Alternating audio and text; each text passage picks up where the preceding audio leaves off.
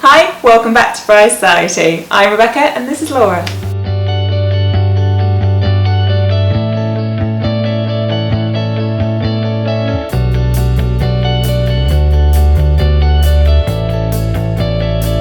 So today we're doing some myth busting.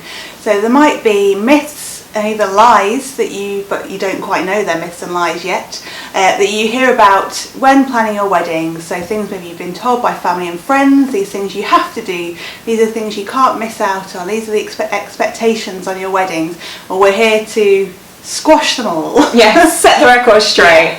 And I think to start off with, we're talking about what we've all heard said at some point is that it's the best day of your life or it's the most important day of your life. We're not saying it's not, okay?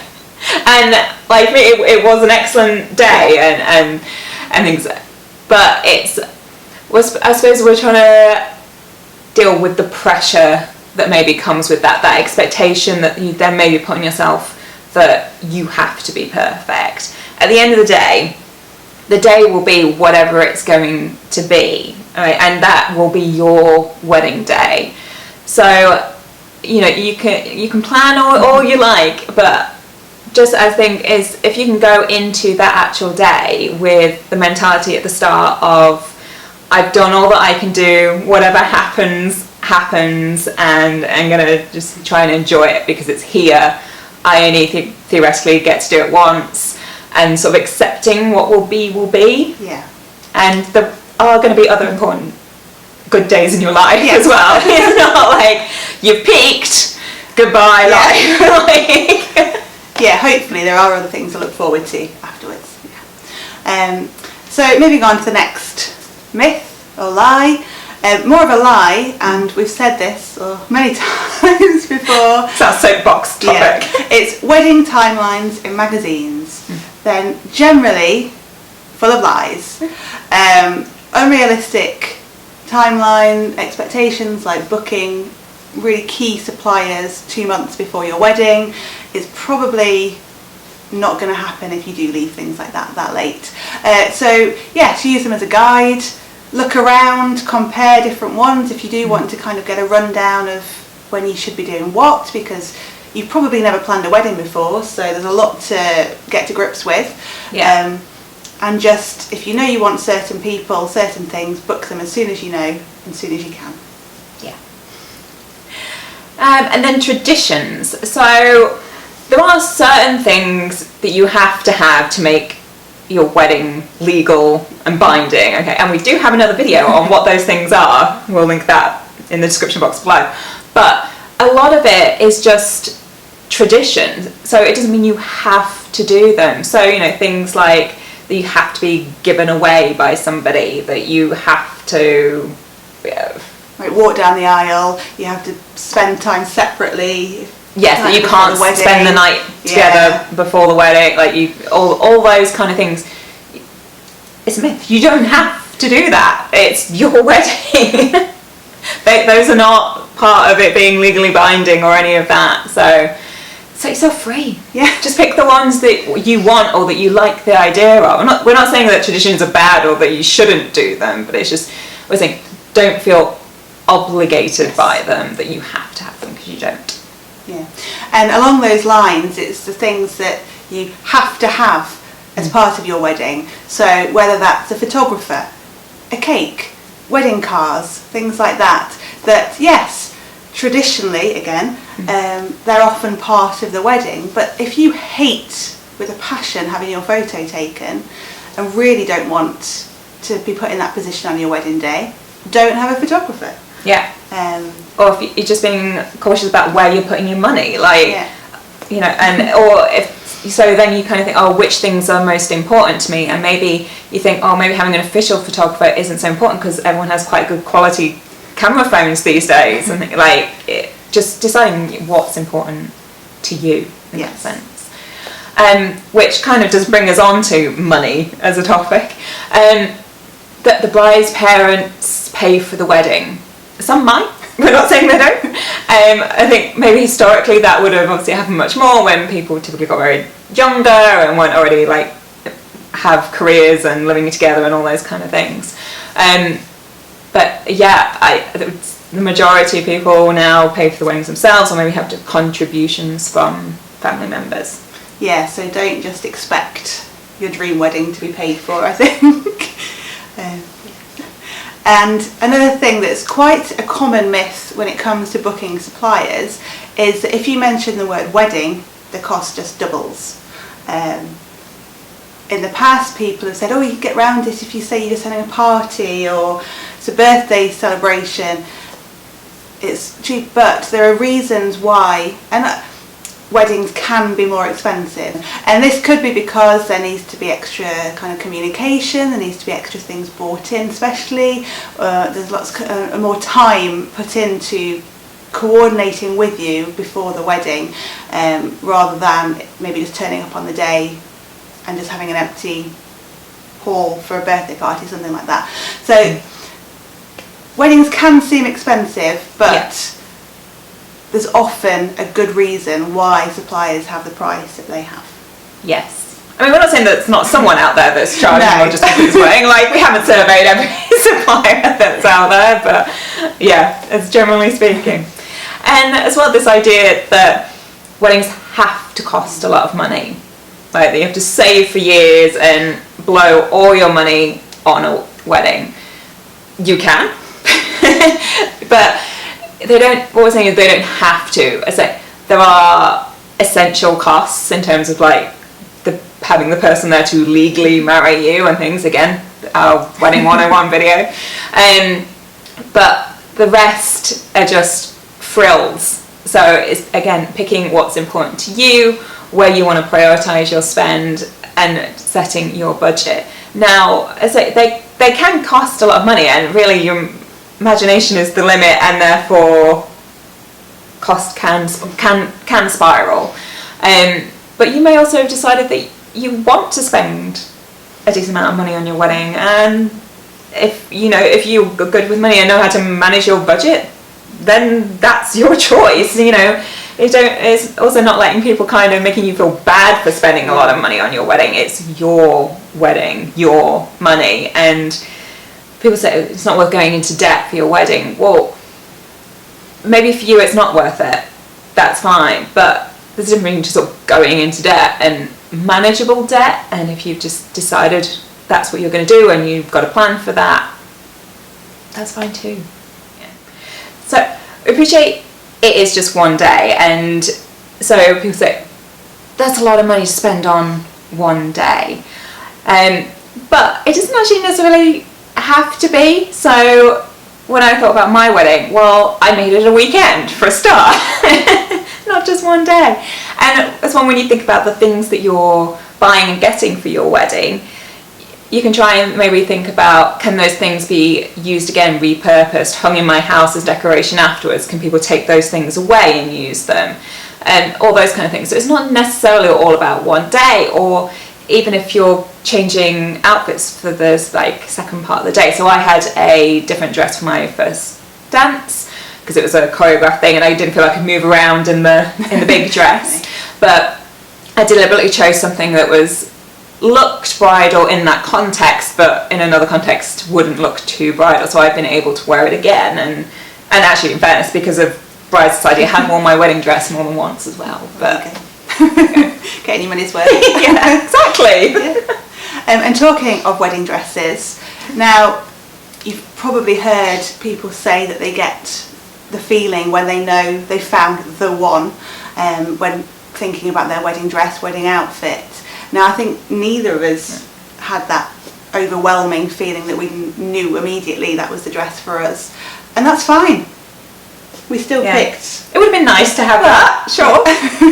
Making a bit easier. But this is it. But I think the concept of that feeling being out there and things created a sort of, for me anyway, maybe a level of disappointment that I didn't get that feeling. I felt like I was chasing that feeling, like I had to keep looking for a dress until I found that feeling. Yeah. If that makes sense. Yes. Yeah. So you may or may not and just... Yeah, we're just letting you know that Yeah. there are people out there that don't get this feeling, and that's fine. Like, it's not that everybody else is getting it and then you're not. So, like, just, trying to normalise that, I think is what we're trying to say.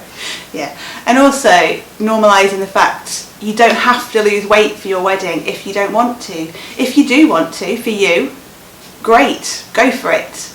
But don't feel like you have to try and lose weight for your wedding. Your fiancé is marrying you. Yeah. Kind of, they've proposed to you and want to spend their life with the you that you are, not you 3 stone lighter. Well, I mean, I'm sure they'd still love you if you do lose weight, but don't have that feeling that you'll only look good in a wedding dress if you have to lose so many pounds, or... Yeah, you want to look and feel like you. Yeah. Whatever that is. But, and as well, when you look back on your photos, you kind of want to recognise yourself. And not being miserable in the run-up. It's like, I think it's that thing of, if you can sort of make stuff miserable, losing weight and things as well in the run-up, and it's just, if you're just doing it because you feel like you have to. Yeah.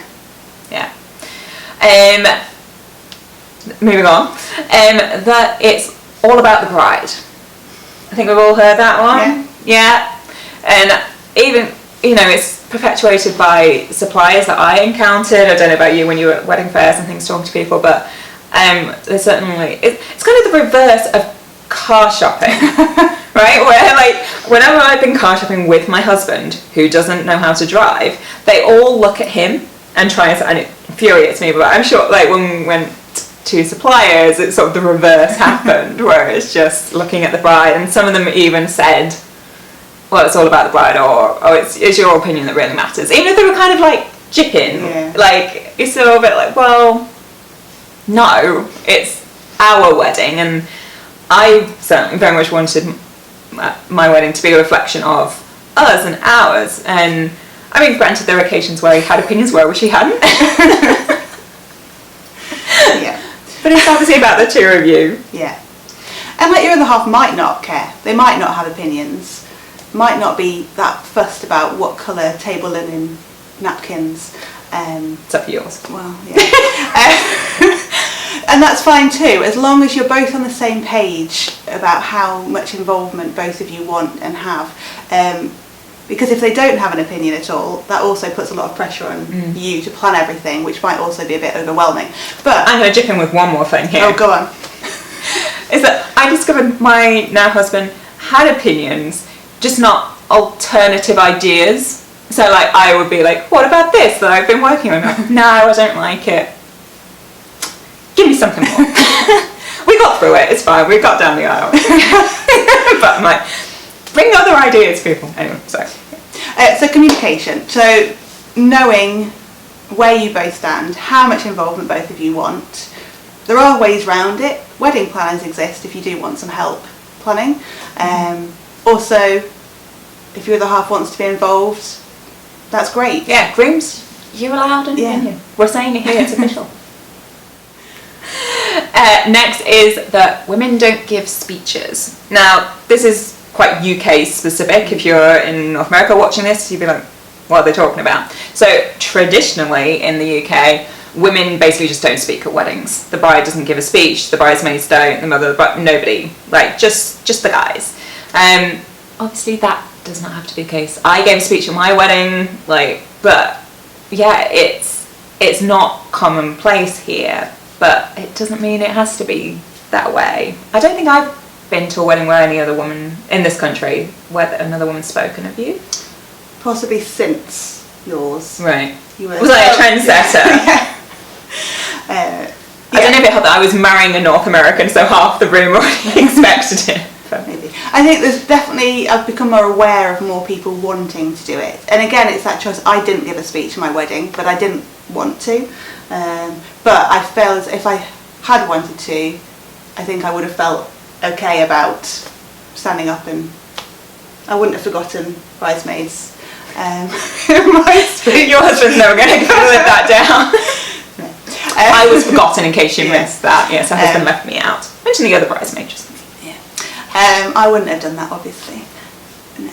But again, it's all about choice and just doing things that you want, not feeling obligated to do or not do certain things. Yes.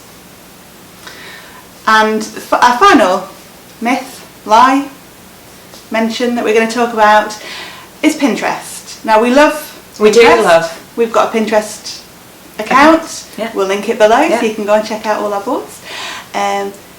But it comes with a big caveat that Pinterest can give false expectations about what your wedding is going to look like on the budget that you potentially have. Lots of them are staged on there. It's kind of suppliers coming together to show kind of the best of the best, just potentially not giving what a real wedding would look like. Yes, unless you have an infinite budget. Yeah. But yeah, there's a meme that I keep seeing going around that says something like, I realised I'm planning 2 weddings, my Pinterest wedding and my real wedding.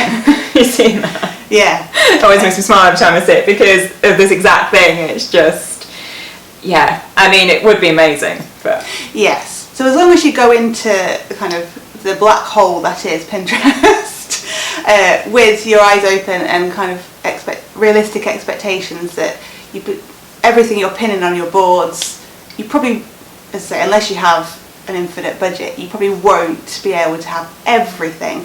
But it's a great tool to get ideas, see what's out there, what trends in weddings, things you might not have even thought about, colour scheme, everything, styles, themes, so you can pick and choose and take elements from what you see on there. It is a wonderful resource. Yeah. But, yeah. So, with all that in mind, please give this video a like if you liked it. Hit subscribe for more content like this. We post videos every Friday at 4 o'clock British time. And if you have thought of any other lies and myths, do comment down below and let us know what you thought of some of the ones we mentioned today. But otherwise, we'll see you next week.